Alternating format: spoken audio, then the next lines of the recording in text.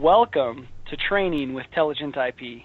My name is Seth, and today we're going to talk about the billing portal. In order to get to the billing portal, open up your web browser and type in the URL billing.teligentip.com. This is the web page that will pop up here, and you can log into this web page with a username and password supplied by your TeligentIP account manager. Once logged in, you'll see this page. The main page here gives us the ability to see past statements with their dates and the amounts due, as well as what's outstanding on that amount. These view buttons allow us to be able to view those statements, and clicking on this call hyperlink allows you to be able to see the associated call detail records to each individual statement. By clicking on services, we can see which services are still associated to each individual account.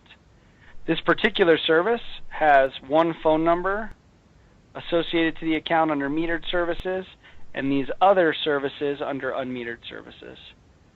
If you need changes made, you can make changes by sending an email to orders@teligentip.com. The Billing History tab takes you back to the main page.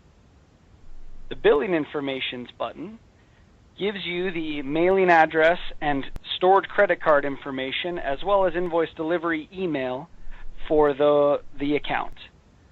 Please remember that all emails in this location here will receive the statement as those statements are generated, and that we don't mail out invoices unless a specific request is made.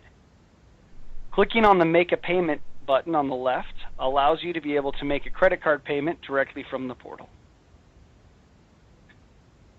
The web access here gives you the ability to change the email and the password associated to each individual account. Please note that only one email address can be associated to each account. If you have multiple users that need to get into that account, please use a generic email address that will allow many users to access.